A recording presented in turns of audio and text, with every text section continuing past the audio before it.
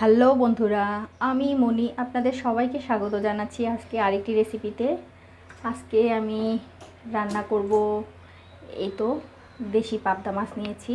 এই সাইজের, মাঝারি সাইজের, বড়ও না আবার ছোটও না। তো এই পাবদা মাছগুলো আমি হাতে মেখে একদম মাখা তরকারিটা রান্না করব। তো সাথে থাকুন, দেখতে থাকুন। আমি একদম ডাইরেক্ট কড়াইয়ে মেখে নিচ্ছি। তো তার জন্য মাছগুলো আমি কড়াইয়ে দিয়ে দিচ্ছি। তো মাছগুলো মাখার জন্য প্রথমেই আমি এতটুকু পরিমাণ কালো জিরের ভেতর দিয়ে দেব। এরপর এতে 1 চামচের মতো হলুদ গুঁড়ো দিয়ে দেব। আর এখানে আমি 1 চামচ রাঁধুনি, 2 চামচ জিরে আর 5টা শুকনো লঙ্কা বেটে রেখেছি। এই বাটা মশলা সম্পূর্ণটাই এর ভেতর দিয়ে দেব।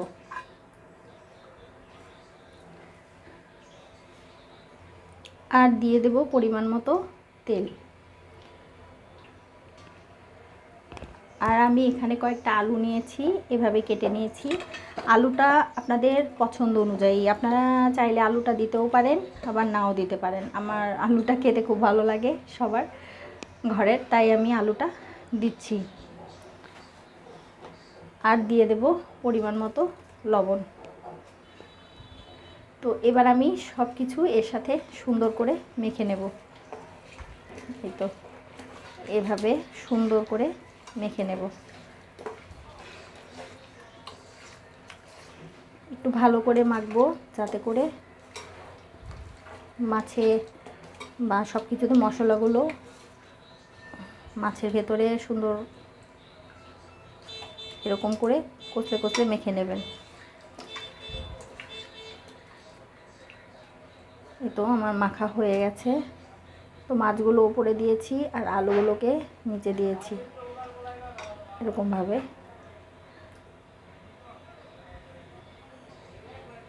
তো এভাবে দিয়ে দেওয়ার পর আমি এখানে জাস্ট হাতটা ধুয়ে যতটুকু পানি দেওয়া যায়, এই তো এতটুকু পরিমাণ পানি আমি দিয়ে দিলাম।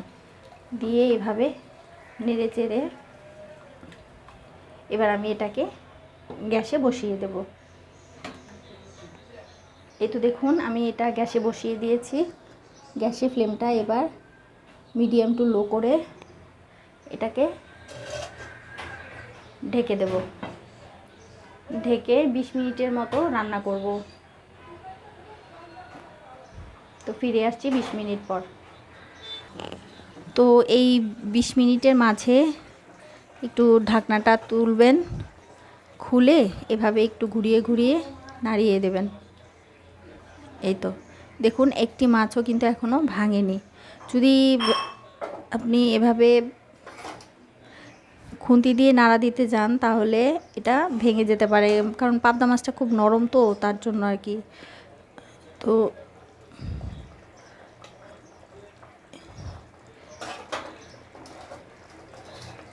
আর এবার আমি কয়েকটা চেরা কাঁচা লঙ্কা এর ভেতরে দিয়ে দেব।